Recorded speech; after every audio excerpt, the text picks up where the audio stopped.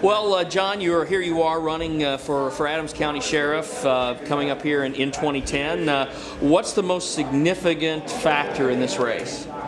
I think the difference is I'm going to point out what our differences are between myself and Brent. I didn't do that last time, and that was my fault. I intend on doing it this time. I said in there that this time I'm bringing more rocks to the fight, and I meant it. I'm going to point out our differences. I'm a fiscal conservative. I think that the budget has grown leaps and bounds. It's basically doubled. When I inherited that office, it was a $2 million budget. Now it's a little over $4 million. And yet there hasn't been any more patrol officers on the road since he's taken office. We have more officers in the courthouse than we do around other people's houses that they're supposed to be patrolling. And I have a problem with that. I mean, it's a difference in philosophy. The word that he uses a lot is proactive, and I would use that same word. Is you don't need as many officers in the courthouse. If you had them out in the county to deter crime, instead of having them back in the courthouse waiting for it to come in and having to investigate.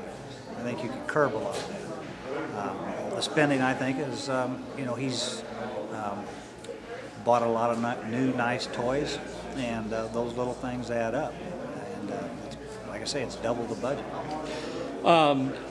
One of the issues that seems to kind of percolate and pop its head up every now and then is the county jail, the conditions it is in, and the need, or perhaps there's no need for a new jail. Where do you stand on that?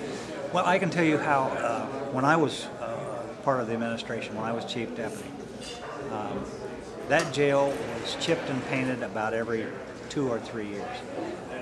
We had a chief jailer, Louis Ferguson, who was a Navy man. I always used to tease him and thought he was still on the battleship.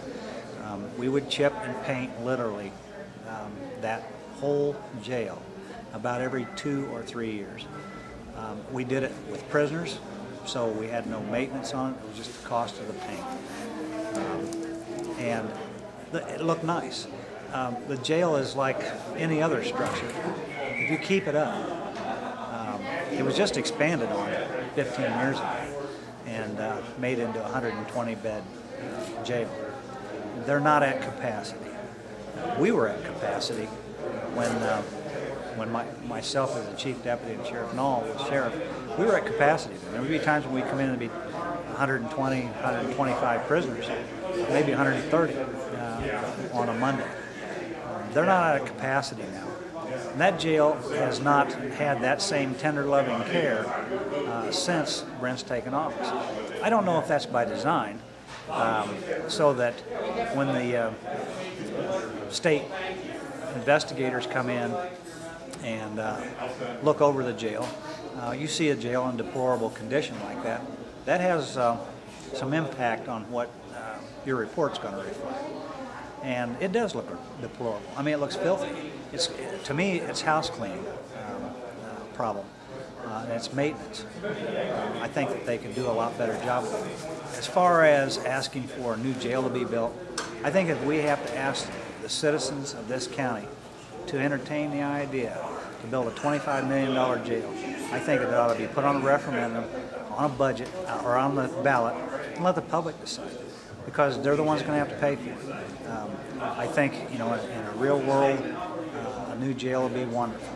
But then economic times, I think it's almost impossible to ask the public to swallow that. Like I say, we've got businesses that are laying off, others are hanging on by their fingernails, and the only thing that seems to be consistently growing is government, locally, statewide, and federal-wide. And I think that is a bad combination. All right. Thanks, sir.